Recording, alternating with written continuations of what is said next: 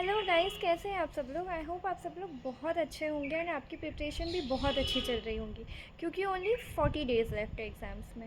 Yes, 40 to 45 days में last के 5 days वैसे भी कभी काउंट नहीं करती, क्योंकि वो फर्स्ट पेपर के लिए होते हैं, है ना।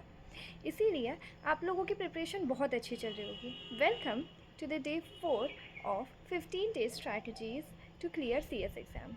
आई am CS Aashna Solanki and आज मैं आप लोगों के साथ में कुछ ऐसी टिप्स एंड ट्रिक्स बताने वाली हूँ जो किसी को नहीं पता होता है। Yes, because you are studying wrong. Yes, सही सुना आपने, आप गलत पढ़ रहे हो। बहुत सारे बच्चे ऐसे हैं जिनसे मेरी बात हो रही है एंड वो मुझे बता रहे हैं कि हमारी जो स्टडी स्ट्रैटेजी वो इस तरह से है, एंड मुझे लग रहा है यार गलत पढ़ रहे हो।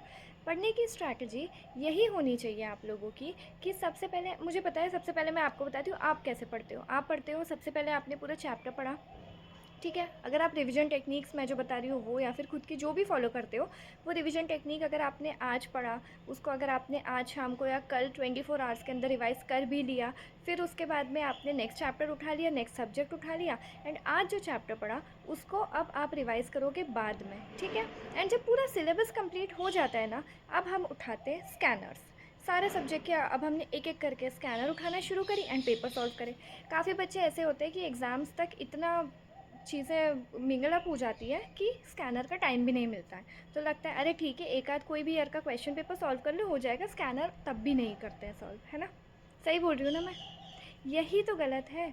अगर आप लोगों को रैंक लानी है, अगर आप लोगों को क्लियर करना है CS एग्ज़ाम इसी अटेम्प्ट में, तो अभी से स्ट्रैटेजी ऐसी बनाओ एंड अभी से ऐसे पढ़ो कि सबसे पहले आप लोगों का क्या होना चाहिए, सबसे पहले आपका चैप्टर कंप्लीट होना चाहिए।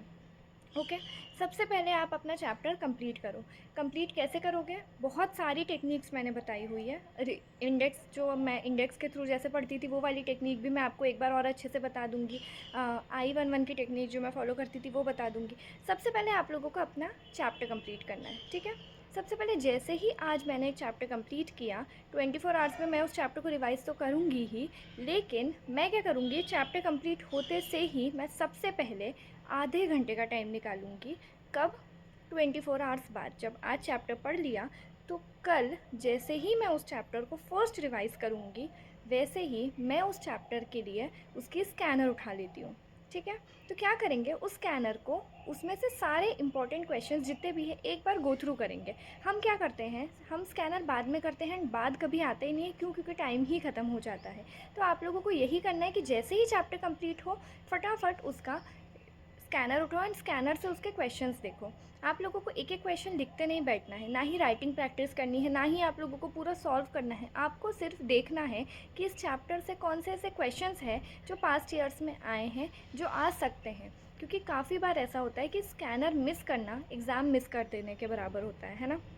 इसीलिए आप लोग स्कैनर उठाओ। जैसे ही चैप्टर कंप्लीट हुआ, जब आप उसका अगले दिन सुबह उठ के रिवीजन करने वाले हो ना, वैसे ही उस चैप्टर के लिए उसकी स्कैनर उठाओ एंड स्कैनर करते चलो। आप खुद देखना, 45 डेज़ जैसे ही कंप्लीट होंगे, आपकी एग्ज़ाम्स जैसी आएगी ना, जब आप एग्ज़ाम वाले दिन ऐसे खड़े होगे तो आपको एकदम ऐसे फील होगा यार सब चीज़ हो गई। क्यों? क्योंकि आपने उसका चैप्टर भी करा है, आपने अच्छे से 1 डे रिवीजन करके उसको रिटेन भी करा है, एंड साथ में क्वेश्चंस भी करे हैं साथ में। क्योंकि अगर आप स्कैनर को बाद में करोगे तो वो नहीं हो पाएगी। इसीलिए अभी से ऐसी प्रैक्टिस बना के रखो कि जैसे ही चैप्टर कंप्लीट हो उसकी स्कैनर करो। स्कैनर में क्या करना है, क्वेश्चंस को सिर्फ गो थ्रू करना है, देखते जाना है कि किस चैप्टर से कौन से क्वेश्चंस आए हैं, कितनी बार आए हैं। तो कई बार जो हम चीज़ें मिस कर देते हैं, जो हमको लगता है यार ये टॉपिक कहाँ था, ये चैप्टर में था भी या नहीं था, या फिर जो भी हमें लगता है ना कि ये वाली चीज़ हमने नहीं करी अच्छे से, तो हम फिर एक बार उसको रिवाइज़ कर लेंगे। इसीलिए hardly it takes half an hour. जैसे ही रिवाइज़ करोगे हाफ एन आवर लगेगा उस चीज़ का स्कैनर सॉल्व करने में। इसीलिए स्कैनर को अभी से करते चलो। आपकी टेक्निक जो होनी चाहिए ना स्टडी की, वो यही होनी चाहिए, सबसे पहले study, then revise and solve scanner. तब जाके वो एक चैप्टर आप मानो कि आपका कंप्लीट हो गया, फिर नेक्स्ट चैप्टर की तरफ मूव ऑन करो। वरना अगर आप ऐसे करोगे ना कि सारे चैप्टर्स ख़त्म कर लिए फिर स्कैनर करोगे, तो मतलब ही नहीं रहेगा। चैप्टर भी लर्न नहीं होंगे अच्छे से, एंड ना ही एंड में जाके क्वेश्चन सॉल्व होंगे। स्कैनर सॉल्व होगी, पता ही नहीं पड़ेगा ये क्वेश्चन आया कहाँ से है। सॉल्व करने का मेरा मतलब हमेशा यही रहता है, गो थ्रू करना, देखना अच्छे से कि कौन से क्वेश्चंस आ सकते हैं, उसे सॉल्व करना कहते हैं, ठीक है।